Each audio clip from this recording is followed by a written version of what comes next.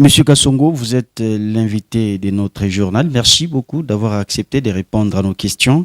D'après le rapport ITIE 2020-2021, le nombre d'entreprises qui accepteraient de publier ce qu'elles payent à l'État congolais est faible. D'abord, comment expliquez-vous ce tableau? Il y a des éléments qui peuvent justifier la faible publication. Les premiers éléments, c'est le périmètre.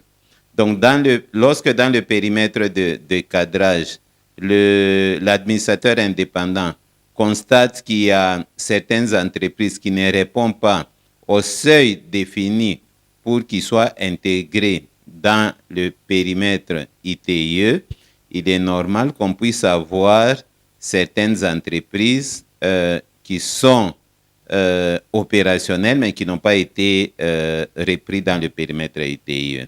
Ça, c'est le côté positif qui dépend de l'administrateur indépendant qui est en train de faire le cadrage de l'ITIE.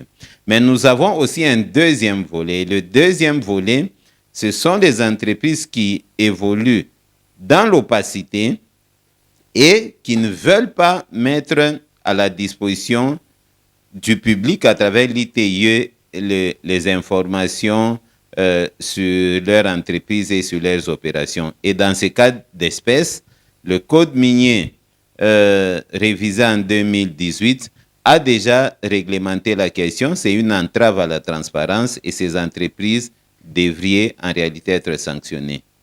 S'il faut rebondir sur le périmètre, quels sont les critères que doit remplir une entreprise pour qu'elle entre justement dans le périmètre? En fait, le périmètre n'est pas statique. Le périmètre dépend de plusieurs paramètres. Par exemple, on peut se dire quelle est la contribution du secteur extractif au budget national cette année. On peut par exemple se dire, cette année, le seuil était de 1 million de dollars. Bon, dans le 1 million de dollars, combien d'entreprises ont contribué pour atteindre ces 1 million de dollars? On peut par exemple se retrouver qu'on a juste 4 entreprises qui, à elles seules, leur paiement représente 98% de revenus du secteur extractif pour l'année 2023. Alors qu'au-delà de ces entreprises, on a plus de 21 entreprises. Alors l'administrateur peut se dire, bon, au lieu de mettre tout le monde dans le sac, je récupère juste le 3-4 entreprises parce que leur contribution à elles seules représente 98% des revenus issus du secteur extractif. Donc, ce sont ces types d'exercices qui interviennent. Au-delà de la contribution au secteur, il y a par exemple les transactions qui ont été faites.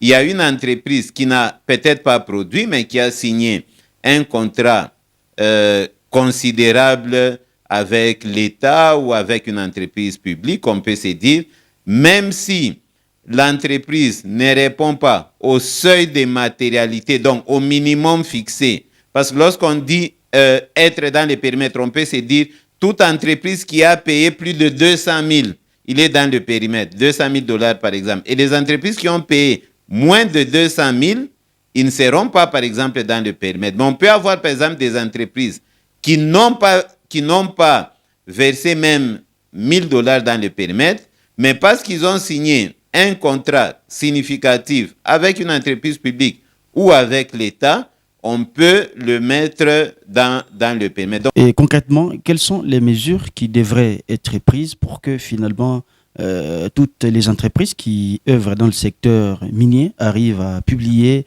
ce qu'elles payent à l'État? Oui, au niveau de la société civile, déjà, il y a un débat. Nous, au niveau de la société civile, nous prenons la publication exhaustive.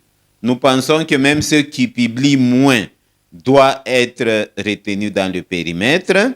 Mais au-delà de ça, comme je l'ai dit précédemment, la non-publication des informations en lien avec la transparence, c'est une entrave à la transparence selon le code minier.